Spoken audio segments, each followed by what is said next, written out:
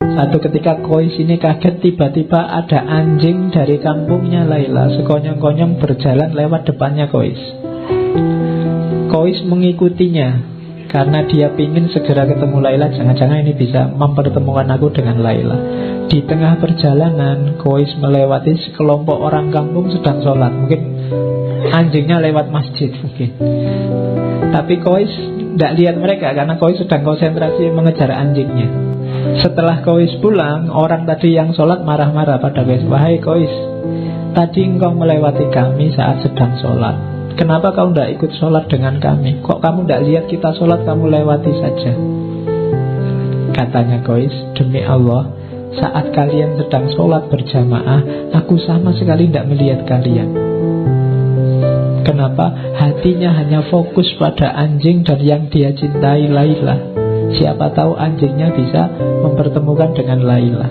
Bila kalian benar-benar cinta pada Allah sebagaimana diriku cinta pada Laila, pasti kalian tidak melihat aku.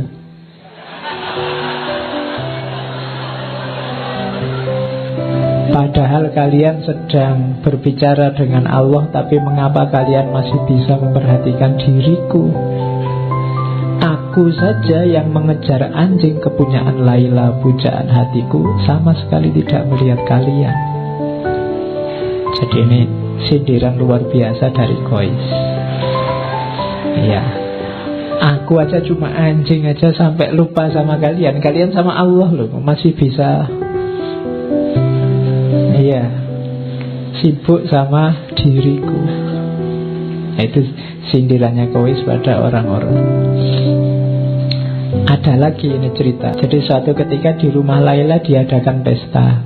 Semua warga desa diundang. Majnun yang tidak diundang menyusup saja masuk. Sampai di dalam rumah dia lihat loh, orang-orang kok antri. Dia juga ikut antri. Nah, waktu dia ngantri kan yang membagi antrian kan Laila. Jadi dengan ikut antri itu dia bisa memandang wajahnya Laila. Waktu pas dia dapat antrian, Laila ini tidak ngasih makanan ke Kois, tapi malah piring yang untuk Kois dibanting sampai pecah. Wow, keluarganya Laila seneng. Alhamdulillah Laila sudah sadar sekarang. Orang-orang seneng semua, tapi ada orang yang lihat, ini Kois kok tidak sadar. Kois kok juga ikut-ikutan seneng. Terus ditanya sama orang sedekati Kois, Kois, kok kamu malah tersenyum? Kamu kan habis dipermalukan di depan semua warga desa. Kenapa mukamu masih senyum? Kois malah heran, loh kapan saya dipermalukan? Tadi waktu Laila mecah piringmu. Kois jawab, oh enggak begitu, kamu salah paham. Laila itu memecahkan piringku tujuannya hanya satu, agar aku ikut antrian lagi. Kalau aku ikut antrian lagi, bisa ketemu lagi, kita bisa berlama-lama saling memandang,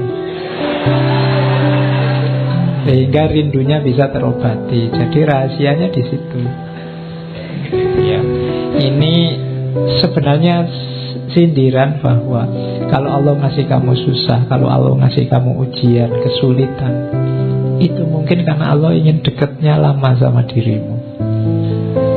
Kalau doamu lama tidak dikabul-kabulkan, mungkin Allah suka rindu mendengarkan suaramu terus. Jadi jangan salah paham dulu. Makanya cintailah Allah, dekatilah Allah dengan rasa cinta, maka kamu tidak akan kecewa, tidak akan mengeluh, tidak akan putus asa. Karena banyak rahasia di balik itu.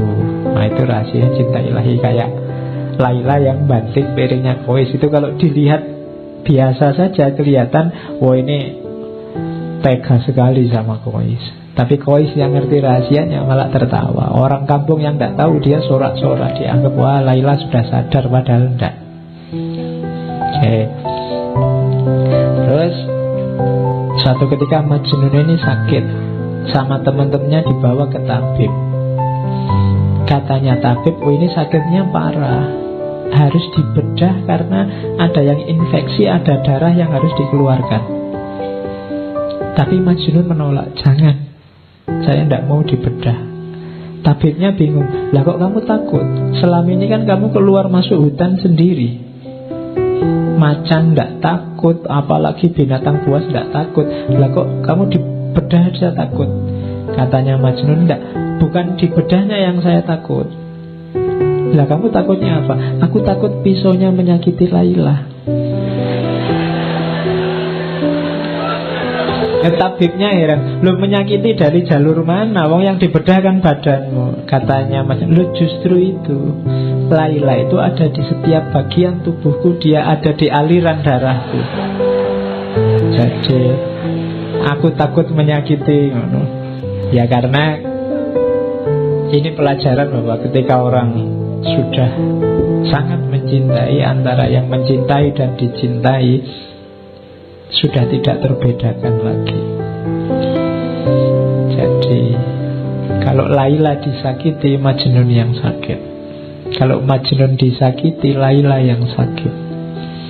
Jadi ketika Majnun dibedah, yang dikhawatirkan oleh Majnun adalah sakitnya Laila. Kenapa? Kalau Laila tahu Majnun dibedah, dia yang sakit. Itu yang dikhawatirkan oleh Majnun.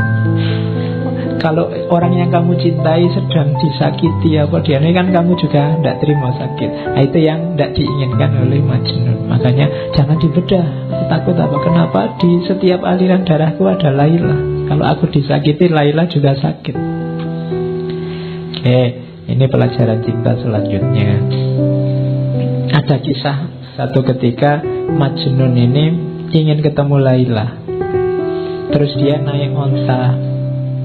Tapi sayangnya ontanya baru melahirkan.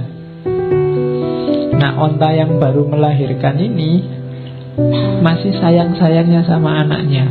Jadi waktu ditunggangi oleh Majnun, ontanya ini bolak-balik, mau maju tapi dia mau mundur lagi, maju mundur lagi, dia nggak nyampe-nyampe. Akhirnya Majnun turun, katanya Majnun, sudahlah, saatnya kita berpisah, cintamu dan cintaku tidak sejalan. Iya, loh iya kan, ontanya mencintai anaknya, dia mencintai Laila, jadi tidak sejalan. Karena menunggangi kamu, selama ini aku berjalan di tempat, kadang maju, kadang mundur. Perjalanan beberapa hari memakan waktu 60 tahun, maksudnya lama sekali. Aku tidak akan menunggangi kamu lagi. Majnun terus turun, terus lari, tapi terus jatuh dia. Kakinya patah, tapi dia tidak putus asa ceritanya. Kakinya patah, dia ikat sendiri, terus dia menggelindingkan badannya. Tidak bisa jalan kan? Ya, merangkak juga tidak bisa, kakinya sakit diikat. Ya sudah, muter aja gelundung. Nah, ini pelajarannya adalah kalau engkau masih terikat oleh dunia, oleh banyak hal di luar dirimu, kayak onta tadi yang masih kamu tunggangi, kamu tidak akan nyampe-nyampe pada yang kamu cintai. Kalau masih sangat banyak beban yang harus kamu bawa, kamu tidak akan sampai-sampai. Tinggalkan semua bebanmu, berjalanlah, berlarilah, menggelindinglah menuju yang kau cintai. Ya, yang dicintai pastinya Allah. Terakhir, satu ketika Khalifah ini yang mendengar cerita Laila Majnun sangat populer, satu ketika ingin tahu anak muda yang dilanda cinta itu kayak apa. Terus dia lihat, ditemu ini Laila, tapi dia heran, oh Laila itu cuma kayak gini aja loh wajahnya. Qais menjadi Majnun karena kamu. Tidak masuk akal apa yang dilihatnya dari dirimu sehingga membuatnya tergila-gila. Kamu bukan wanita yang sangat cantik. Banyak wanita lain yang secantik kamu, bahkan melebihimu. Ada cerita yang bilang, katanya Khalifah, bahkan dayangku yang paling jelek lebih cantik daripada dirimu. Tapi Laila menjawab, diamlah. Yang dia lihat tidak terlihat olehmu karena kamu bukan Majnun. Ya, kamu tidak tahu karena kamu bukan yang mencintai. Hanya yang mencintai tahu keindahan yang dicintai. Jadi itulah kisahnya Laila.